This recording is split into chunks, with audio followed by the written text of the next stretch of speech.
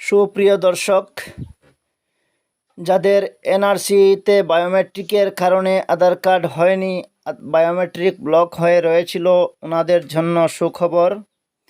তারা এখন অনলাইন থেকে নিজের আধার কার্ড ডাউনলোড করতে পারবেন। এর জন্য আলাদা করে আধার অফিসে গিয়ে আধার কার্ড জেনারেট করাতে হবে না। এনআরসির জন্য যে বায়োমেট্রিক দিয়েছিলেন সেটি দিয়েই আপনার আধার কার্ড হয়ে গেছে।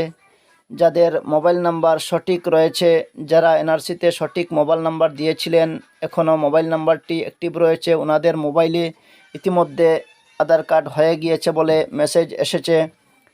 এবং যাদের মোবাইল নাম্বার সঠিক নয়, ওনারা নিজ নিজ সার্কেল অফিসে গিয়ে আধার কার্ড পেতে পারেন।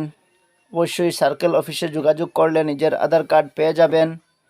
অন্যথায় যাদের মোবাইল নাম্বার সঠিক রয়েছে, এনআরসিতে বায়োমেট্রিক দেওয়ার সময় মোবাইল নাম্বার সঠিক দিয়েছিলেন, সেই নাম্বারটি এখনও অ্যাক্টিভ রয়েছে, চলিত রয়েছে, ওনারা নিজের মোবাইল নাম্বারে চেক করতে পারেন মেসেজ আসলো কি না। যদিও মেসেজ আসেনি, আপনার যে নিকটস্থ যে কোনো কম্পিউটার দোকানে গিয়ে www.uidai.gov.in এই পোর্টালে গিয়ে ওটিপি ব্যবহার করে আধার কার্ড ডাউনলোড করাতে পারবেন। অবশ্যই আপনারা বুঝতে পেরেছেন ইতিমধ্যে আমি কি বললাম।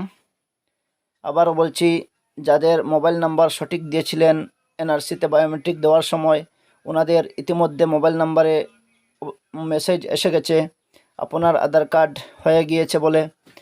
এর জন্য আলাদা করে কোনো আধার অফিসে গিয়ে আধার কার্ড বানাতে হবে না।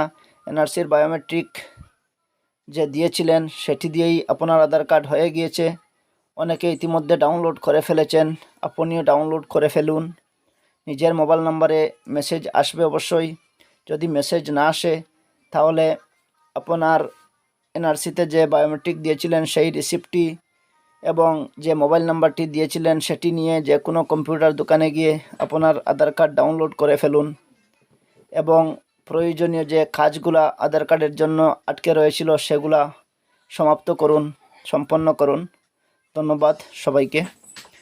এবং আরও একটি বিশেষ কথা হলো, যিনি ভিডিওটি দেখছেন অবশ্যই আপনার বন্ধুবর্গের কাছে ভিডিওটি শেয়ার করে দিবেন, যাতে ওনারাও এই ভিডিওটি শুনে সঠিক তথ্য পেতে পারেন। ধন্যবাদ।